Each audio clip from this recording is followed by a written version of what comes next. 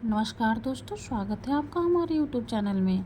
आज के इस वीडियो में हम जेठ मास की कथा अध्याय 5 का पाठ करेंगे। जेठ मास में हम विष्णु पुराण की कथा का पाठ कर रहे हैं। आज विष्णु पुराण की कथा अध्याय 5 का पाठ करेंगे। इस अध्याय में अभिधाति विविध सर्गों का वर्णन किया गया है। आइए पढ़ते हैं विष्णु पुराण प्रथम अंश 5वां अध्याय की कथा। तो बोलिए, प्रेम से भगवान विष्णु की जय, माता लक्ष्मी की जय, सर्व देवी देवताओं की जय। श्री मैत्र जी बोले कि है द्विगराज, स्वर्ग के आदि में भगवान ब्रह्मा जी ने पृथ्वी, आकाश और जल आदि में रहने वाले देव, ऋषि, पितृगण, दानव, मनुष्य, तिर्यक और वृक्ष आदि को जिस प्रकार रचा तथा जैसे गुण, स्वभाव और रूप वाले जगत की रचना की, वह सब आप मुझसे कहिए। श्री पराशर जी बोले, हे मित्र, भगवान विभु ने भी जिस प्रकार इस सर्ग की रचना की, वह मैं तुमसे कहता हूँ। सावधान होकर सुनो। सर्ग के आदि में ब्रह्मा जी के पूर्ववत सृष्टि का चिंतन पहले अबुद्धिपूर्वक अर्थात पहले पहल और सावधानी हो जाने से तमोगुण सृष्टि का अभिभार हुआ। उसे महात्मा से प्रथम तम यानी कि अज्ञान, मोह, माह मोह यानी भोग इच्छा, तामसिक यानी क्रोध और अंधता मिश्र यानी कि अभिनिवेश नमक 5 प्रकार की अविद्या उत्पन्न हुई। उसके ध्यान करने पर ज्ञान शून्य बाहर भीतर से तमो में और जर, नागा आदि यानी कि वृक्ष, गुल में लता, रूत रूप 5 प्रकार का सर्ग हुआ। वाराह जी द्वारा सर्वप्रथम स्थापित होने के कारण नागा आदि को मुख्य कहा गया है, इसलिए सर्ग के भी मुख्य सर्ग कहलाता है। उसे सृष्टि को पुरुषार्थ की असाधिका कहकर अन्य स्वर्ग के लिए ध्यान किया, जिससे तीर्थ का स्रोत सृष्टि उत्पन्न हुई। यह स्वर्ग वायु के समान तिरछा चलने वाला है, इसलिए यह स्रोत कहलाता है। यह पशु पक्षी आदि नाम से प्रसिद्ध है और पर्याप्त तमो में यानी कि अज्ञान, विवेक रहित, अनुचित मार्ग का अविलंबन करने वाले और विपरीत ज्ञान को यथार्थ ज्ञान मानने वाले होते हैं। यह सब अहंकारी, अभिमानी, 28 वादों से युक्त, आंतरिक सुख आदि ही पूर्णतया समझने वाले और परस्पर एक दूसरे की प्रवृत्ति न जानने वाले होते हैं। उसे स्वर्ग को पुरुषार्थ असाधक समझ पुनः चिंतन करने पर एक और सर्ग हुआ। वह उद्धव स्रोत नमक तीसरा सात्विक सर्ग ऊपर की लोक में रहने लगा। वह उद्धव स्रोत सृष्टि से उत्पन्न हुए प्राणी, विषय सुख के प्रेमी, बाह्य और आंतरिक सृष्टि संपन्न तथा 12वीं और आंतरिक ज्ञान युक्त थे। यह तीसरा देव सर्ग कहलाता है। इस स्वर्ग के प्रादुर्भाव होने पर संतुष्ट चित्त ब्रह्मा जी को अति प्रसन्नता हुई। फिर इन मुख्य स्वर्ग आदि तीनों प्रकार की सृष्टि में उत्पन्न हुए पूर्ण प्राणियों को पुरुषार्थ का और साधक ज्ञान उन्होंने एक और उत्तम साधक सर्ग के लिए चिंतन किया। उन सत्य संकल्प ब्रह्मा जी के इस प्रकार चिंतन करने पर अव्यक्त यानी कि प्रकृति से पुरुषार्थ का साधक अवाक स्रोत नमक सर्ग प्रकट हुआ। इस सर्ग के प्राणी नीचे पृथ्वी पर रहते, इसलिए वे अवाक स्रोत, उनमें सत्व, रज और तुम तीनों की ही अधिकता होती है। वे दुख बहुत अत्यंत क्रियाशील व ब्रह्ममय अम्यांतर ज्ञान से युक्त है। इस स्वर्ग के प्राणी मनुष्य हैं। हे मुनिश्रेष्ठ, इस प्रकार अब तक तुमसे 6 स्वर्ग कहे, उसमें महत्व को ब्रह्मा का पहला स्वर्ग जानना चाहिए। दूसरा स्वर्ग तन्मात्राओं कहा है, जिसे भूत स्वर्ग भी कहते हैं, और तीसरा वैचारिक स्वर्ग है, जो इंद्रिया संबंधी कहलाते। इस प्रकार दुर्बुद्धि पूर्वक उत्पन्न हुआ यह प्राकृतिक स्वर्ग हुआ। चौथा मुख्य स्वर्ग है पर्वत, वृक्ष आदि स्थावर ही मुख्य स्वर्ग के अंतर्गत है। पांचवा जो त्रिश्रुत बतलाया उसे त्रे, कीट, पतंग आदि योनि भी कहते हैं। छठे सर्ग उदर अस्त्रताओं का है, जो देव सर्ग कहलाता है। उसके पश्चात 7वां सर्ग अर्वाक अस्तुपराओं का है, वह मनुष्य सर्ग। 8वां अनुग्रह सर्ग, वह सात्विक और तामसिक। यह 5 व्यक्तित्व विकारी सर्ग और पहले 3 प्राकृतिक सर्ग कहलाते हैं। 9वां कौमार्ग सर्ग है, जो प्राकृतिक और वकृत भी है। इस प्रकार सृष्टि रचना में प्रवृत्त हुए जगदीश्वर प्रजापति, प्रकृति और व्यक्तित्व नामक जगत के मूलभूत 9 सर्ग तुमसे सुनाया। अब और क्या सुनना चाहते हो? श्री मैत्र जी बोले कि हे मुने, आपने इन देवादियों के सर्गों का संक्षेप में वर्णन किया। अब है मुनिश्रेष्ठ, मैं उन्हें अपने मुखारविंद से विस्तार पूर्वक सुनना चाहता हूँ। श्री पराशर जी बोले कि हे मैत्री, संपूर्ण प्रजा अपने पूर्व शुभाशुभ कर्मों से युक्त है, अतः प्रलय काल में सब का लय होने पर भी वह उनके संस्कारों से मुक्त नहीं होते। हे ब्राह्मण, ब्रह्मा जी के सृष्टि कर्म में प्रवृत्त होने पर देवताओं से लेकर अस्थावर पर्वत 4 प्रकार की सृष्टि हुई। यह केवल मन में ही। फिर देवता, असुर, पितृगण और मनुष्य, इन चारों की तथा जल की सृष्टि करने की इच्छा से इन्होंने अपने शरीर का उपयोग किया। सृष्टि रचना की कामना से प्रजापति के युक्त चित होने पर तमोगुण की वृद्धि हुई अतः सबसे पहले उनकी जगह से असुर उत्पन्न हुए। तब हे मैत्री, उन्होंने उन तमो में शरीर को छोड़ दिया। वह छोड़ा हुआ तमो में शरीर रात्रि हुआ। फिर अन्य में स्थित होने पर सृष्टि की कामना करने वाले उन प्रजापति को अति प्रसन्नता हुई और उनके मुख से सत्व प्रधान देवगण उत्पन्न हुए। तब उसे शरीर को भी उन्होंने त्याग दिया। वो त्याग हुआ शरीर सत्य रूप दिन हुआ। इसलिए रात्रि में असुर बलवान होते और दिन में देव गणों का बल विशेष होता है। फिर उन्होंने आंशिक तत्व में अन्य शरीर ग्रहण किया और अपने को पितराबाद मानते हुए अपने पार्श्व भाग से पितृगण की रचना की। पितृगण की रचना कर उन्होंने उनसे शरीर को भी छोड़ दिया। वह त्यागा हुआ शरीर ही दिन और रात्रि के बीच में स्थिरता संध्या हुई। तत्पश्चात उन्होंने आंशिक राज्यों में अन्य शरीर धारण किए। हे द्विज श्रेष्ठ, उससे रज प्रधान मनुष्य उत्पन्न हुआ।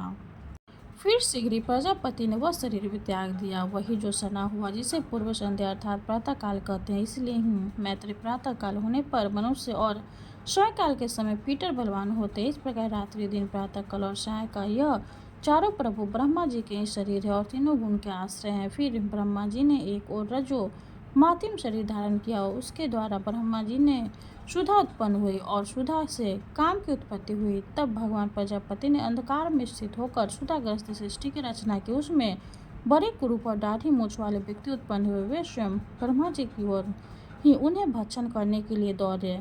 उनमें से जिन्होंने यह कहा कि ऐसा मत करो, इनकी रक्षा करो, वे रक्षा कहलाए, और जिन्होंने कहा हम कहेंगे, वह खाने की वासना वाले होने से यक्ष कहे गए। इस अनिष्ट प्रवृत्ति को देखकर ब्रह्मा जी के केश सर से गिर गए और फिर पुनः उनके मस्तक पर आरूढ़ हुए। इस प्रकार ऊपर चढ़ने के कारण वह सर्प कहलाए और नीचे गिरने के कारण अहि कहे गए। तदंतर जगत रचयिता ब्रह्मा जी ने क्रोधित होकर क्रोधयुक्त प्राणियों की रचना की। वह कपीश कालापन लिए, पीले वर्ण के, अति उग्र स्वभाव वाले तथा मांसाहारी हुए। फिर गान करते समय उनके शरीर से तुरंत ही गंधर्व उत्पन्न हुए। हे द्विज, वे वाणी का उच्चारण करते अर्थात बोलते हुए उत्पन्न हुए थे, इसलिए गंधर्व कहलाए। इन सब की रचना करके भगवान ब्रह्मा जी ने पक्षियों को उनके पूर्व कर्मों से प्रेरित होकर स्वच्छंदा पूर्वक अपनी आयु से रचा। तदंतर अपने वक्षस्थल से भीड़, मुख से बकरी, उधर और पार्श्व भाग से गौ, पैरों से घोड़े, हाथी, गधे, वन, गाय, मृग, ऊँट, खच्चर और नयंग आदि पशुओं की रचना की। उनके रूपों से फल, मूल रूप, औषधियाँ उत्पन्न हुई है। द्वियोत्तम, कल्प के आरंभ में ब्रह्मा जी ने पशु और औषधियाँ उत्पन्न हुए। उनके रोमों से फल, फूल, रूप, औषधियाँ उत्पन्न हुई। हे दुर्योत्तम, कल्प के आरंभ में ब्रह्मा जी ने पशु और औषधि की रचना करके फिर त्रेता युग में आरंभ में उन्हें यज्ञ आदि कर्मों में सम्मिलित किया। बकरी पुरुष, भेड़, घोड़े, खच्चर और गधे वह सब गांव में रहने वाले पशु है। जंगली पशु यह है श्यापक, व्याघ्र आदि, 2 खुर वाले, वन, गाय, हाथी आदि, बंदर और 5वें पक्षी, 60 जल के जीव तथा 7वें सरीसृप आदि। फिर अपने प्रथम यानी कि पूर्व मुख से ब्रह्मा जी ने गायत्री, ऋक्, त्रिविध, सोम, रथंतर और अग्नि स्टोम यज्ञ को निर्मित किया। दक्षिण मुख से यजो, सतापक, छंद 5, 10 तोम, विहत, साम तथा वकत की रचना की। पश्चिम मुख से साम जगत की छंद, सप्त, 10 तोम, रूप और अति रात को उत्पन्न किया तथा उत्तर मुख से उन्होंने एक विषमति, सोमत, अर्थ, वेद, आप, तोर्निया, मान, अष्टुप छंद और बैराज की सृष्टि की। इस प्रकार उनके शरीर से समस्त उन नीच प्राणियों की उत्पत्ति हुई। उन आदिकर्ता प्रजापति भगवान ब्रह्मा जी ने देव, असुर, पितृगण और मनुष्य की सृष्टि का। तदंतर कल्प का आरंभ होने पर फिर यक्ष, पिशाच, गंधर्व, अप्सरागण, मनुष्य, किन्नर, राक्षस, पशु, पक्षी, मृग और सर्प आदि संपूर्ण नित्य एवं अनित्य स्थावर जगम जगत की रचना की। उनमें से जिनके जैसे जैसे कर्म पूर्व काल में थे, पुनः पुनः सृष्टि होने पर उन्होंने फिर प्रवृत्ति हो जाती है। उस समय हिंसा, मित्रता, कठोरता, धर्म, अधर्म, सत्य, मिथ्या यह सब अपनी पूर्व भावना के अनुसार उन्हें प्राप्त हुआ। इसी से यह उन्हें अच्छे लगते हैं। इस प्रकार विधाता ने स्वयं इंद्रियों के विषय, भूत और शरीर आदि में विभिन्नता और व्यवहार को उत्पन्न किया है। उन्होंने कल्प के आरंभ में देवता आदि प्राणियों के वेदन अनुसार नाम और रूप तथा अन्य प्राणियों के भी वेदानुकूल नाम और यथा योग्य कर्मों को उन्हीं ने निर्दिष्ट किया है। जिस प्रकार भिन्न भिन्न वृत्तियों में पुनः पुनः आने पर उनके चिन्ह और नाम रूप आदि पुरोता रहते हैं, उसी प्रकार युग में भी उनके पूर्व भाव भी देखे जाते हैं। यथाशक्ति सृष्टि रचना की इच्छा रूप शक्ति से युक्त भी ब्रह्मा जी सज शक्ति सृष्टि के प्रारंभ की प्रेरणा से कल्प के आरंभ में बारंबार इसी प्रकार सृष्टि की रचना किया करते हैं। इस प्रकार से श्री विष्णु पुराण प्रथम अंश में 5वें अध्याय की कथा संपन्न हुई। भगवान विष्णु की जय हो। अब हम विष्णु भगवान की आरती करेंगे। ओम जय जगदीश हरे, स्वामी जय जगदीश हरे। भक्ति जनों के संकट जन में दूर करे। ओम जय जगदीश हरे, जो ध्यावे फल पावे, दुख बिन से मन का। सुख शांति घर आवे, सुख शांति घर आवे, कष्ट मिटे तन का। ओम जय जगदीश हरे, माते पिता तुम मेरे, शरण गहूँ में किसकी। स्वामी शरण गहूँ में किसकी, तुम्हें बिने और न दूजा, तुम्हें बिने और न दूजा, आस करूं जिसकी। ओम जय जगदीश हरे, तुम पूर्ण परमात्मा, तुम अंतर्यामी। स्वामी तुम अंतर्यामी।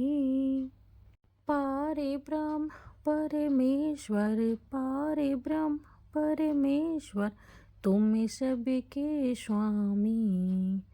ओम जय जगदीश हरे, तुम करुणा के सागर, तुम पालन करता। स्वामी तुम पालन करता। मैं मूरख खल कामी, मैं मूरख खल कामी, कृपा करो भरता। ओम जय जगदीश हरे, तुम हो एक अगोचर, सबके प्राणपति। स्वामी सबके प्राणपति, किस विधि मिलूं दया में, किस विधि मिलूं दया में, तुमको मैं कुमति। ओम जय जगदीश हरे, दीन बंधु दुख हरता, तुम ठाकुर मेरे। स्वामी तुम ठाकुर मेरे, अपने हाथ उठाओ, अपने हाथ उठाओ, द्वार पर तेरे। ओम जय जगदीश हरे, विषय विकार मिटाओ, पाप हरो देवा। स्वामी पाप हरो देवा, श्रद्धा भक्ति बढ़ाओ, श्रद्धा भक्ति बढ़ाओ, संतन की सेवा। ओम जय जगदीश हरे, तन मन धन और संपत्ति सब कुछ है तेरा।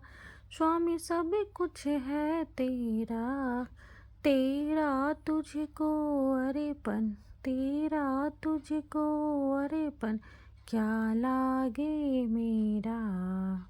ओम जय जगदीश हरे, जगदीश्वर जी की आरती जो कोई नर गावे। स्वामी जो कोई नर गावे, कहते शिवानंद स्वामी, भजते शिवानंद स्वामी, मन वांछित फल पावे। ओम जय जगदीश हरे। विष्णु भगवान की जय हो। वीडियो अगर अच्छी लगे तो लाइक कर दे, चैनल को सब्सक्राइब कर दे। धन्यवाद।